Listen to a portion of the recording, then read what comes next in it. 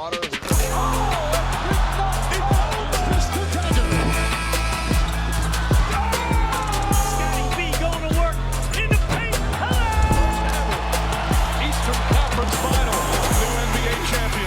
It's a team from Toronto, Canada. We, the North, are now we, the champions. What is going on, Raptors Nation? Luca here, back with the Raptors Nation podcast. Hope you're all doing well on this Thursday. In today's show, we got a lot to cover. I'm going to be talking about if the Raptors should make a change to their starting lineup. We're going to get into the 10-year anniversary of the Rudy Gay Trade, which will officially be 10 years on Friday.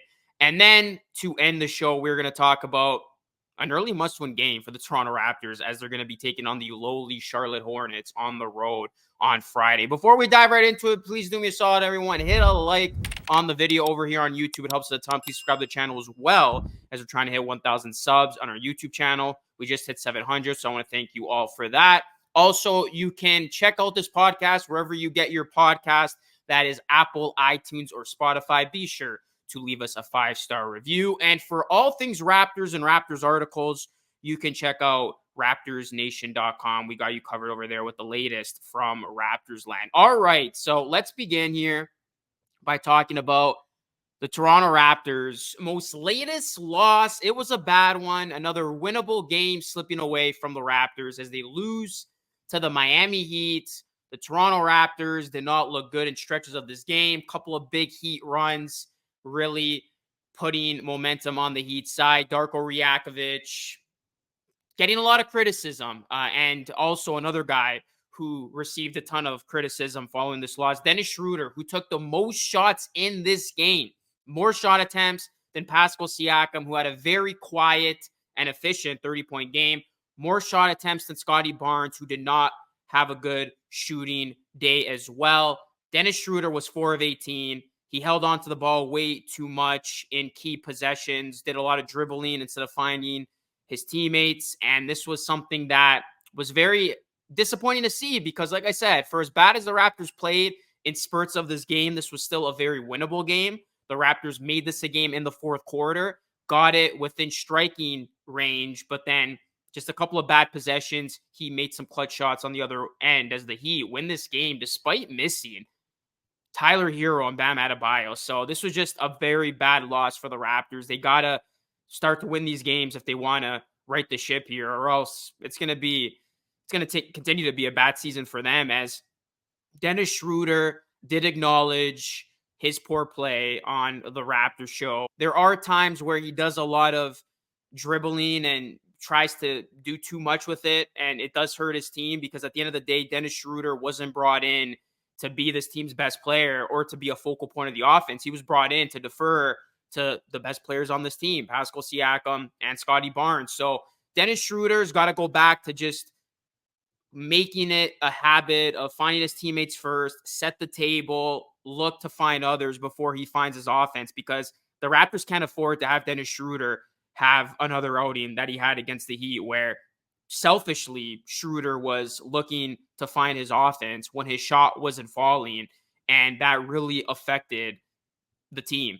So Darko Rajakovic actually answered a question about if he would consider making a change to the starting lineup, because that's one of the things that fans are now calling for. Most fans are saying, okay, you know what? It's time. Dennis Schroeder, send him to the bench, run Scotty at point guard, and start Gary Trent Jr., who would obviously inject more shooting into this lineup. So Josh Lewinberg of TSN asked Rajakovic if he'd consider making a change to the starting lineup, and Rajakovic said, we'll continue to look at everything and evaluate everything.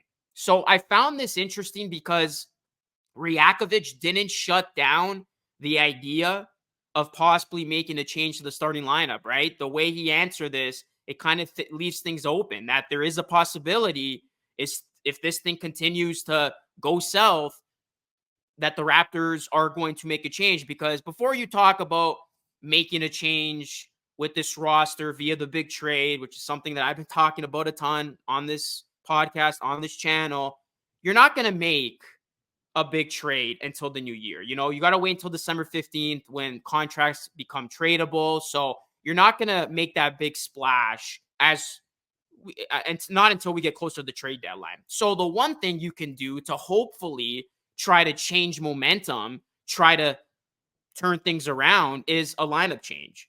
So with the Raptors losers of 2 in a row, they've lost 4 of their last 5.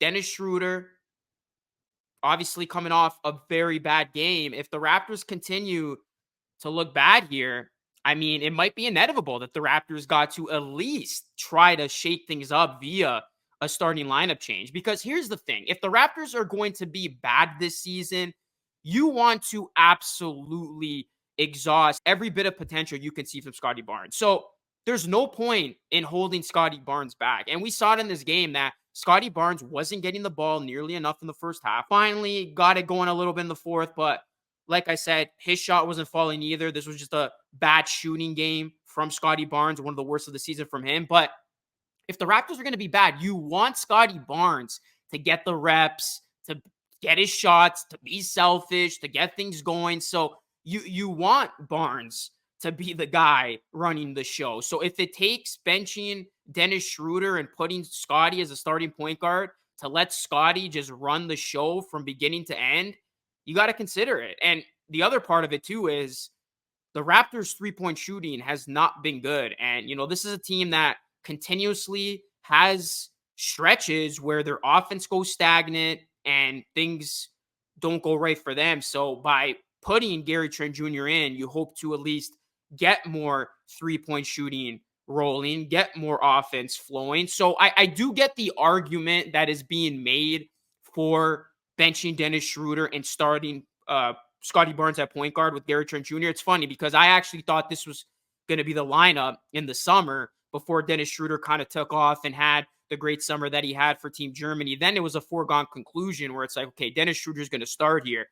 And Dennis Schroeder, don't get me wrong, for the most part, he has played well. I mean, I have talked very highly about Schroeder.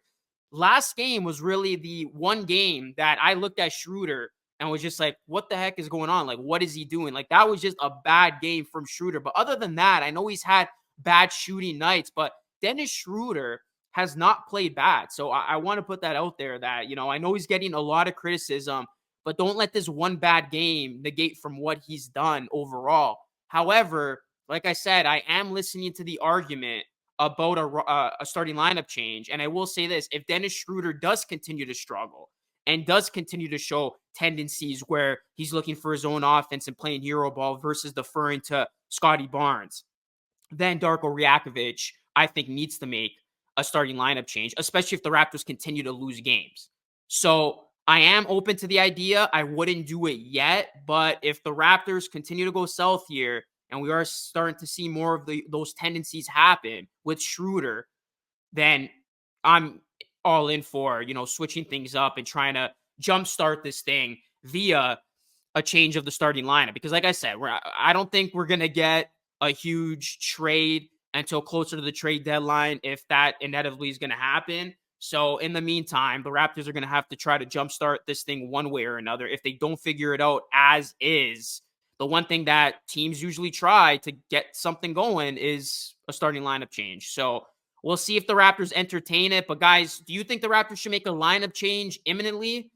Or do you think the Raptors should continue to roll things as is, give this a little bit more leash, and then if things continue to fall, would you make the lineup change? I'm very interested to hear your thoughts on all of this. But now, guys, I want to switch gears to something that was written by Josh Lewinberg, which, by the way, go check it out. It was a really nice read, kind of just going over a very, very important, significant time with this Raptors franchise. So Friday's going to mark the 10-year anniversary of the Rudy Gay trade.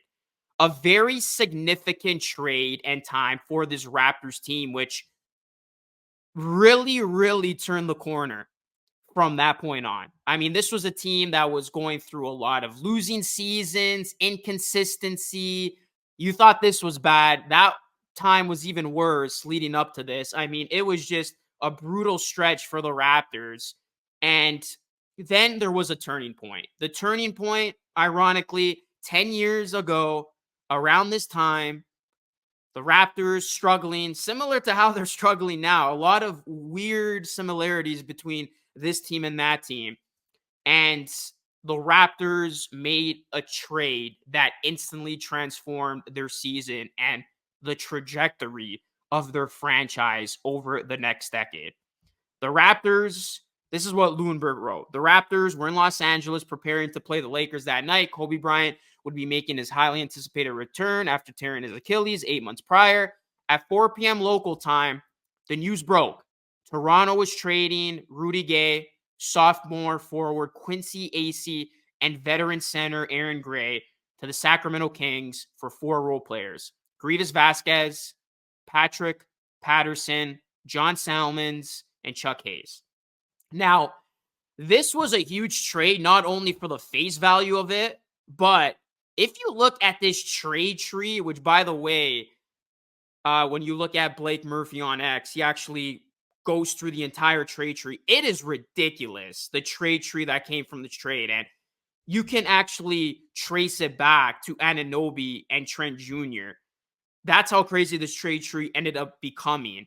So Raptors make that trade. And then what's crazy about this is Masai Ujiri, it was reported that he wasn't done. On December 12th, it was reported that the Raptors were nearing a trade that would send Kyle Lowry to New York for a package that included Raymond Felton, Metal World Peace, and a first-round draft pick. So Masai was ready to just blow this thing, trade Lowry. And the sticking point was the Knicks were reluctant to part with third-year guard Iman Shumpert or rookie at the time, Tim Hardaway Jr. So Knicks owner James Dolan did not make the deal. He squashed it, fearing that he would lose the trade with Ujiri, who got a haul of prospects and picks for Carmelo Anthony when he was with Denver, in addition to netting a first-rounder for Bargnani a few months prior. So Dolan didn't want to get fleeced by Masai once again. He squashed the trade. Kyle Lowry, he then said in this piece written by Lewinberg that he was ready to go. Like, he thought, okay, it's over. I'm packing my bags. I'm going to New York. And it's crazy that, Masai on the verge of making this trade, sending out Kyle Lowry. How would that have transformed and changed the past decade for the Raptors? I mean, if Lowry gets shipped in this moment, guys, there's no Lowry DeRozan dynamic duo that then ensued. There's no Kyle Lowry with Kawhi Leonard and company winning the championship. There's no greatest of all time GOAT Raptor Kyle Lowry if this trade goes through. So just a crazy, crazy sequence looking back at it now, 10 years later. And then, of course, Lowry doesn't get traded. The deal for Rudy Gay goes down. And what happened from there? DeMar and Kyle absolutely blossomed. They bloomed. They became one of the most dynamic duos in the NBA during that time. And then for the immediate impact of the trade, the Raptors turned their entire season around that 2013-14 season. They went 42-22 after the trade and finished the season with 48 wins, which was a franchise high at the time. And then, of course, the We the North slogan became popular. And then, of course, we had that epic opening round playoff series against the Nets. And that's when Ujiri addressed the infamous F Brooklyn. That was just craziness that ensued that season.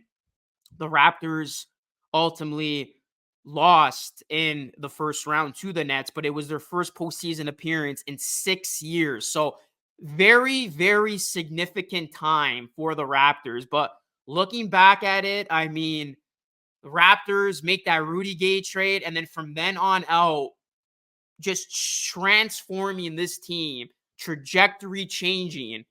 And from that time, to put the bow on this, the Raptors have actually netted the second most wins in the entire NBA from that 2013-14 season, only behind the Golden State Warriors, who are set to be the dynasty of this past decade. So crazy stuff. And why I wanted to bring this up, not only is it cool as Raptors fans to reflect, but also it's really, really ironic because, like I said, 10 years later, this Raptors team finds themselves in a similar position as that Raptors team.